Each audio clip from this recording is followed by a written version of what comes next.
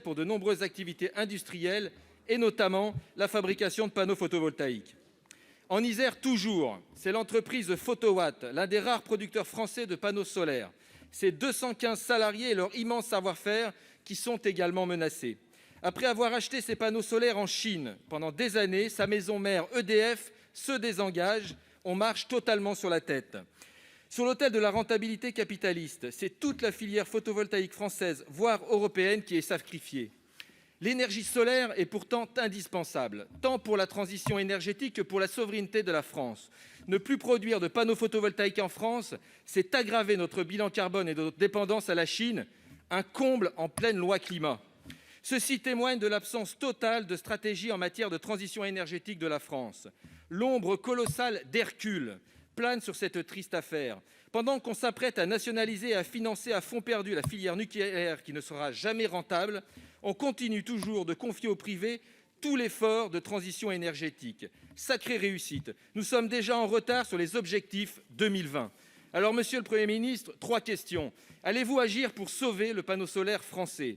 Allez-vous enfin déployer une stratégie publique de développement des énergies renouvelables et respecter les objectifs de votre PPE?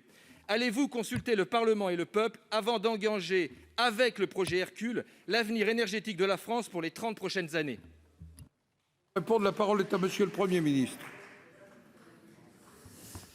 Monsieur le Président, Mesdames et Messieurs les sénateurs, Monsieur le Président, merci pour votre question qui me donne l'occasion de m'exprimer sur un sujet majeur qui est celui de la production d'électricité photovoltaïque et ses conséquences industrielles pour notre pays et pour l'Europe. Vous l'avez rappelé, Monsieur le Président, nous avons des ambitions fortes qui sont décrites dans la programmation pluriannuelle de l'énergie qui a été adoptée dans le cadre de la loi climat le 21 avril 2020 par décret et que nous essayons de mettre en œuvre. L'origine de l'électricité produite par photovoltaïque progresse sans cesse, année après année, à un rythme soutenu et nous devons continuer.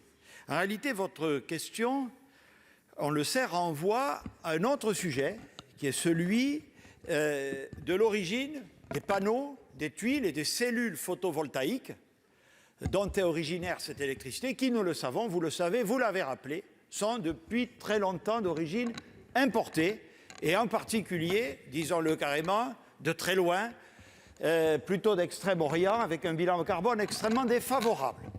Nous devons changer cela. Vous vous souvenez que pour encourager la consommation d'électricité d'origine photovoltaïque, nous avions, plusieurs gouvernements successifs, augmenté les tarifs d'achat, que nous avons été ensuite, plusieurs gouvernements successifs, obligés de rebaisser, précisément parce que cela faisait surtout l'affaire de producteurs étrangers. Cela suppose donc une vraie stratégie industrielle, et c'est là que je me démarquerai des observations que vous avez faites, car cette stratégie industrielle, qui a longtemps manqué, nous la mettons progressivement en place. D'abord, en veillant à ce que les appels d'offres, tous les appels d'offres pour l'achat de ces matériels comportent des critères en matière de contenu carbone afin de favoriser les panneaux les plus performants, c'est-à-dire produits avec l'impact climatique le plus réduit, vous le savez, Monsieur le Président, ce qui conduira à écarter un certain nombre de ces produits importés car ne répondant pas à ces conditions. Ensuite, cette stratégie industrielle, il faut la faire aussi, je le dis, dans un cadre européen. Et nous travaillons avec la Commission sur la possibilité d'introduire des critères de contenu de production locale dans tous les appels d'offres pour le solaire qui sont conduits à l'échelle du territoire communautaire. Nous sommes également positionnés comme un État moteur, je parle de la France, pour le lancement d'une alliance européenne pour le photovoltaïque qui entre exactement dans les objectifs que vous avez appelés de vos vœux, alliance européenne qui a été annoncée par la ministre en charge de l'Industrie le 22 février dernier, aux côtés du commissaire chargé de l'énergie. Enfin, la France elle-même met des moyens dans la capacité de développer et de promouvoir cette filière. Il y a beaucoup de PME, d'ETI que nous soutenons, je pense au projet Akuo, au projet Benelos, au projet Photowatt que nous avons sauvé lorsque j'ai pris mes fonctions de chef du gouvernement. Vous avez raison de le rappeler, EDF voulait fermer Photowatt, nous l'avons empêché je le dis devant le Sénat, nous l'avons empêché et Photowatt vit toujours. Nous allons soutenir le projet RC Solar à Sarreguemines, pour lequel le gouvernement est pleinement mobilisé et qui va demander beaucoup d'argent public.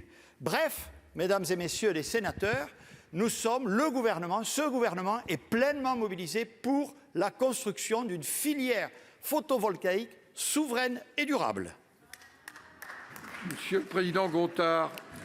Merci, monsieur le Premier ministre, mais vous ne m'avez pas répondu notamment sur Hercule et sur la place d'EDF. Effectivement, en 2012, oui, EDF a repris Photowatt. Est-ce que là, aujourd'hui, vous allez faire pression sur EDF pour qu'il conserve cette filiale à 100% et qu'il achète ses panneaux chez Photowatt? Et là-dessus, vous ne m'avez pas répondu.